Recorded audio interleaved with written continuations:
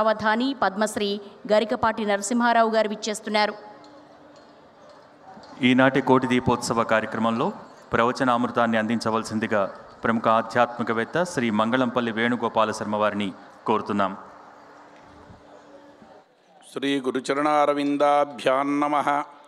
శృతిస్మృతిపురాణానాం ఆలయం కరుణాలయం నమామి భగవత్పాదశంకరం లోకశంకరం. జయ దుర్గే జయ దుర్గే జయ జయ జయ జయ జయ దుర్గే. జయ దుర్గే జయ దుర్గే జయ జయ జయ జయ జయ దుర్గే. జయ దుర్గే జయ దుర్గే జయ జయ జయ జయ జయ దుర్గే. బలో జగదంబా మహారాజ్ఞీ కీ జై. యదా యదా హి ధర్మస్య గ్లానిర్భవతి భారత అభ్యుత్థానధర్మస్య తదాత్మానం సృజామ్యహం అని భగవానుడు ప్రతిజ్ఞ చేసినాడు. ఎప్పుడైతే ధర్మానికి గ్లాని జరుగుతుందో అప్పుడు భగవానుడు ప్రాదుర్భవిస్తాడట. అట్లానే ధర్మానికి గ్లాని జరుగుతున్న సమయంలో విజయనగర సామ్రాజ్య స్థాపన చేసినటువంటి బుక్కరాయలు జగద్గురువైన శృంగేరి జగద్గురు సార్వభౌములైన విద్యారణ్యుల సహాయం చేత వారి ఆశీర్వాదం చేత మలుగుతున్నటువంటి సన్నగిల్లుతున్నటువంటి సనాతన ధర్మ కోటి జ్యోతులను వెలిగించినారానాడు. ఆ కోటి జ్యోతులు వెలిగించినటువంటి ఆ బుక్కరాయిలే మళ్ళీ ఇంతకాలానికి మనకు రమాదేవి నరేంద్ర చౌదరి రాజర్షి అయి పుట్టి అదే జగద్గురు సార్వభౌములైన శృంగేరి జగద్గురు సార్వభౌముల చేత కోటి దీపోత్సవ కార్యక్రమాన్ని ప్రారంభింపచేసినారు. ఆ కోటి దీపములను వెలిగింపజేసి సనాతన ధర్మాన్ని వెలిగిస్తున్నటువంటి మహానుభావుడు ఆయన. అటువంటి సనాతన ధర్మంలో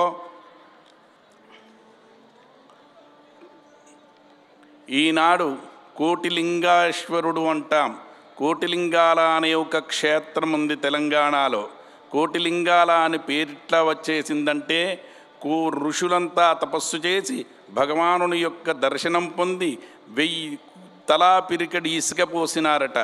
ఆ ఇసుక వేసినప్పుడు కోటి ఇసుక రేణువులలో భగవచ్చక్తి ప్రవేశం శివశక్తి ప్రవేశం జరిగి కోటిలింగాల అయింది. అట్లానే ఈనాడు మా నరేంద్ర చౌదరి రాజర్షి తన తపోయోగం చేత కోటి దీపాలను వెలిగింపచేసి ఆ పరమేశ్వరుణ్ణి కోటిలింగాల కోటి జ్యోతుల వెలుగులో ప్రవేశపెట్టినాడు. కనుక ఇది కోటి లింగేశ్వరుడు ఎట్లానో కోటి దీపేశ్వరుడుగా అవతరించి మనందరినీ ఉద్ధరిస్తున్నాడు. అటువంటి కోటి దీపేశ్వరుడు మనందరికీ సుఖాన్ని కలిగించుగాక. కార్తీక మాసం చాలా శ్రేష్టమైనటువంటిది. అధికారి కార్తికేతు సర్వ ఏవచనో భవేత్. కార్తీక మాసం వ్రతం ఎవరు చెయ్యాలి అంటే సర్వజనులకు కార్తీక మాసం వ్రతాధికారం ఉంది. కార్తీక మాసంలో సర్వేషామేవ ధర్మాణాం గురు పూజా పరామత. కార్తీక మాసంలో ఇంకా ఏం విశేషం చెయ్యాలి అంటే కార్తీక మాసంలో భగవద్ అనుగ్రహం కలగాలంటే గురు పూజ చెయ్యాలట. అట్లా ఇక్కడ గురు పూజలు కూడా జరుగుతున్నాయి. మహానుభావులను తపస్సంపన్నులను పిలిపించి మనకు దర్శింపజేస్తున్నటువంటి పుణ్యమూర్తులు వీళ్ళంతా. అట్లా గురు పూజా మహోత్సవం జరుగుతుంది. కార్తీక మాసంలో ఏం విడిచిపెట్టాలి?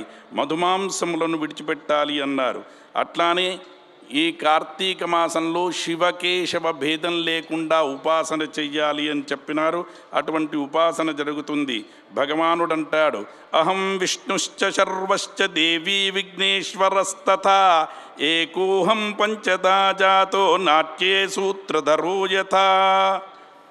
కార్తీక మాసంలోనట నీవు విష్ణు భక్తుడివా విష్ణువును పూజించు, దేవీ భక్తుడివా దేవీని పూజించు, సూర్యభక్తుడివా సూర్యుని పూజించు, గణపతి భక్తుడివా గణపతిని పూజించు.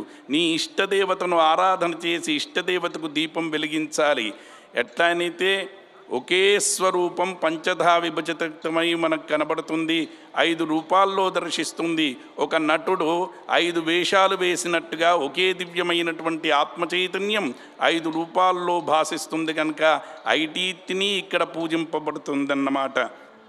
అట్లానే కార్తీక మాసంలో ఏం చెయ్యాలి? బంగారు విగ్రహం పెట్టుకొని పరమేశ్వరుణ్ణి ఉపాసించాలి, లేదా వెండి, లేదా రాగి, లేదా మట్టి, లేకుంటే ఫోటో పెట్టుకోమని చిత్రపటం పెట్టి, అథవా పిష్ట విచిత్రితాం, ముగ్గులు వేసి ముగ్గులో కూడా నీ ఇష్టదేవతను ఆవాహన చేసి పూజ చేయమన్నారు కార్తీక మాసంలో. అందుకోసమే కార్తీక మాసంలో ముగ్గులు బాగా పెడుతూ ఉంటాం.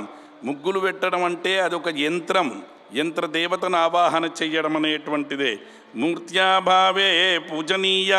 స్వామి నాకు ముగ్గు వేసుకోవడానికి కూడా అవకాశం లేదు, కార్తీక మాసంలో ఎట్లా పూజించేది అంటే, రావి చెట్టు కానీ కనబడితే రావి చెట్టుకు ప్రదక్షిణ నమస్కారాలు చేసిన కార్తీక మాస వ్రత సంపూర్ణ ఫలం వస్తుంది. కార్తీక మాసంలో ఇప్పుడు చెప్పినారు ఇక్కడనే, శతరుద్రీ జపం కుర్యాత్ మంత్రసిద్ధి ప్రజాయతే. శతరుద్రీ జప కుర్యాద్, రోజు ఇక్కడ దీపోత్సవ సందర్భంలో శతరుద్రీయం చెప్పబడుతుంది, అదందరం వింటున్నాం. మంత్రసిద్ధి కలగాలంటే శతరుద్రీయ జపం కార్తీక మాసంలో జరగాలి అన్నారు. అట్లానే కార్తీక దీపం చాలా శ్రేష్టమైనటువంటిది. జ్యోతిషా బాధతే తమాహ అని ఋగ్వేదం చెబుతుంది. అజ్ఞానము చీకటి అనేటువంటిది వెలుతురుతో పోతుందట. దీపం ఎంత గొప్పది అంటే సనాతన ధర్మంలో జ్యోతిషా బాధతే తమః, చీకటి వెలుతురుతో పోతున్నట్టుగా అజ్ఞానము, దుఃఖము, ఆపదలు ఇవన్నీ కూడా దీపంతో వెలిగిపోతాయండి. దీపంలో ఎంత గొప్పతనం ఉందంటే మనం ఆశ్చర్యపోతాం. దీపమే కదా అనుకుంటాం, కానీ జరిగిన ఘటన ఒకటి చెప్తాను. కొన్నేళ్ల క్రితం మనం కాళేశ్వర క్షేత్రం అందరికీ తెలుసు, కాళేశ్వర ముక్తేశ్వర క్షేత్రం, దాన్ని పునర్జీర్ణోద్ధారం జరిగింది. జగద్గురు సార్వభౌములు శృంగేరి పీఠాధిపతులే వచ్చేసినారు. అయితే అక్కడ నేను దర్శించింది చెప్తున్నాను, కల్పితం చెప్పడం లేదు. అక్కడ ఏమైందంటే అందరము వేద పండితులను చేరినాం. పాపం ఒక వేద పండితుడు దూరం నుంచి వచ్చేసినాడు. అప్పుడు కొంత ద్రవ్యం తెచ్చుకున్నాడు, అది దొంగతనం జరిగింది. దొంగతనం జరిగి ద్రవ్యం లేకుండా పోయింది. ఆయన చాలా దుఃఖపడ్డాడు, కష్టార్జితంగా తెచ్చుకున్నది నా ద్రవ్యం పోయిందే అని. అయితే అప్పుడు బద్రీక్షేత్రం నుండి అథర్వణ వేదం చదివిన ఒక బ్రాహ్మణుడు వచ్చినాడు. అక్కడికి వచ్చేసి ఆ బ్రాహ్మణుడు అన్నాడు, ఎందుకు దుఃఖపడుతున్నావు అంటే, స్వామి నా ద్రవ్యం పోయింది. అయితే నీకు పని చెప్తాను, ఎవరు తీసినారో నీకు ఆ వ్యక్తిని చూపెడతాను, కానీ నీవు ఆ వ్యక్తిని అవమానపరచకుండా నీ ద్రవ్యం నీవు తీసుకోవాలి అన్నాడు. సరే అన్నాడు. స్వామి ఇది నిజంగా జరిగింది. ఆయన ఒక దీపం వెలిగించినాడు. దీపం వెలిగించి కొన్ని అథర్వణ వేద మంత్రాలు చదివినాడు. చదివే వరకు ఆ దీపంలో నువ్వు చూడు అన్నాడు ఈ పిల్లవాడిని. ఇది చూసిన దృశ్యమే చెప్తున్నాను. ఆ పిల్లవాడు చూసినాడు. చూసే వరకు ఎవరు ద్రవ్యం తీసినారో వాళ్ళు కనబడ్డారు ఆయనకు.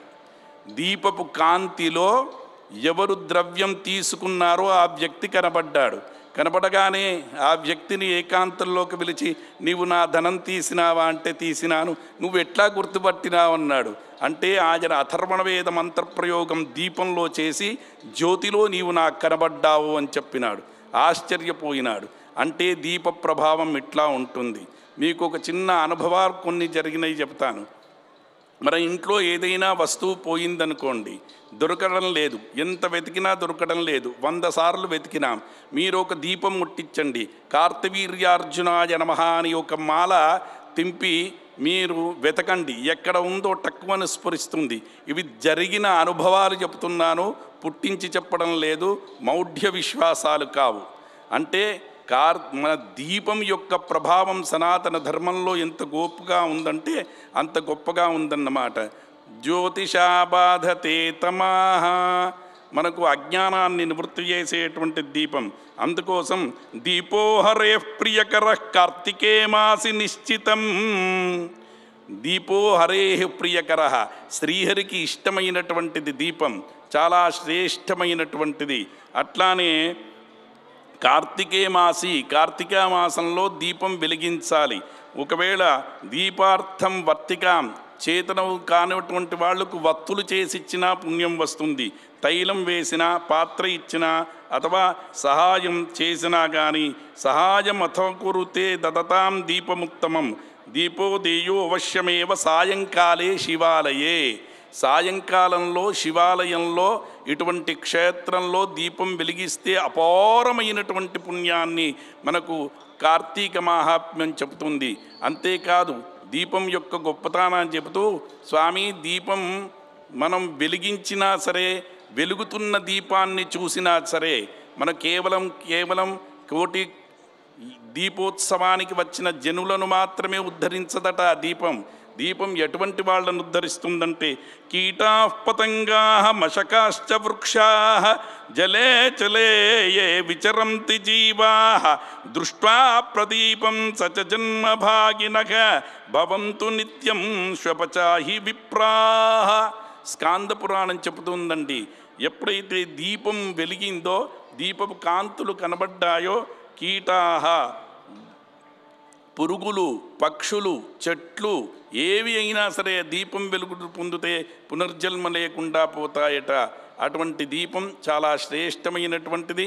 అందుకోసం వేదం చెబుతుంది, ఉద్దీప్య స్వజాతవేతో పఘ్నం నురుతిమ్మమ పశుగుశ్చ మహ్యమావహ జీవనంచ దిశో దిశ. అమ్మ అందరు దీపం వెలిగిస్తాం, దీపం వెలిగిస్తే ఏం వస్తుంది అంటే వేదం చెబుతుంది, ఓ దీపమా నిరుతిమ్మమా, నా ఇంట్లో ఉన్నటువంటి వాస్తు దోషాలు, పీడలు, దుఃఖాలు అన్నిటిని కూడా అపఘ్నన్ తొలగించి వేస్తావు. దీపమా తొలగించి వెయ్యి. పశుగుశ్చ మహ్యమావహ, అపారమైనటువంటి పశు సంపదను, ఐశ్వర్యాన్ని నాకియ్యి. నేను 10 దిక్కుల 8 దిక్కుల ఎక్కడెక్కడికి వెళ్ళినా కానీ జీవనంచ దిశో దిశ, నాకు జీవనమియ్యి. అంటే నేను హైదరాబాద్ వెళతా, కలకత్తా వెళతా, మద్రాసు వెళతా, నువ్వెక్కడికన్నా వెళ్ళు, దీపం వెలిగించి వెళ్ళు. దీపం వెలిగించుకుంటూ వెళుతూ ఉంటే మనం అన్నం బట్టకు కొదువ ఉండదు. అందుకోసమే చాలామంది ఈ కాలంలో అనుకుంటారు, వాస్తు దోషాలు బాగా ఉన్నాయి, ఈ గోడ కూలగొట్టాలి, ఆ ఇల్లు గుల్లగొట్టాలి, ఈ మెట్లు తీసేయాలి. ఏవీ తీసేయకండి, ఇంట్లో తులసి పెట్టుకోండి, రోజు ఉదయం సాయంత్రం దీపం వెలిగించండి చాలు. వెలిగిస్తే సకల శుభాలు జరుగుతాయి, ఎటువంటి వాస్తుదోష పీడలు కూడా నివృత్తి అవుతాయని మనకు శాస్త్రం చెబుతూ ఉంది. అటువంటి పరమ పవిత్రమైనటువంటి దీపోత్సవం, కోటి దీపోత్సవం జరుగుతుంది. ఇది సాక్షాత్తు ఆనాడు విద్యారణ్య స్వాముల వారి మళ్ళీ మా జగద్గురువులు శృంగేరి జగద్గురు సార్వభౌములు అవతరించి కాలు పెట్టినారు ఈ భూమిలో. మొట్టమొదటిగా మా జగద్గురువులు కాలు పెట్టినారు భారతీయ తీర్థ మహాస్వాముల వారు.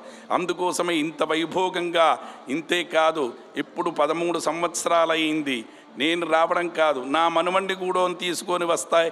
25వ సంవత్సరంలో కూడా దీపోత్సవానికి మనం మునిమనుమళ్ళను కూడా పట్టుకొని వచ్చి దర్శింపచేసేట్టుగా ఉండాలి అని చెప్పి ఆ భగవంతుణ్ణి ప్రార్థిస్తూ నరసింహస్వామిని ప్రార్థిస్తున్నాము.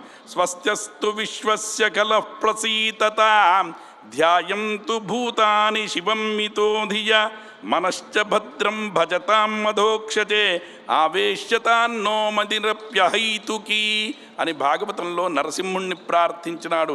నరసింహ స్వస్త్యస్తు, ఈ ప్రపంచానికి అందరికీ మంచి జరగనియ్యి, దుర్మార్గుల మనస్సులు శాంతించి సన్మార్గంలో ఉండనియ్యి, మా మనస్సు మంగళాలను కోరనియ్యి అని ప్రార్థిస్తూ ఆ ప్రహ్లాదుడును కోరిన వరం మనం కూడా నరసింహుణ్ణి కోరుతూ ఉన్నాం. బలో నృసింహ భగవానికి, కోటిలింగేశ్వర భగవానికి, శృంగేరి జగద్గురు సార్వభౌమ భారతీ విద్యాతీర్థ మహాభగవత్ స్వామీజీకి, విధుశేఖర భారతీ మహాస్వామీజీకి. హర నమః పార్వతీపతయే హర హర మహాదేవ హర.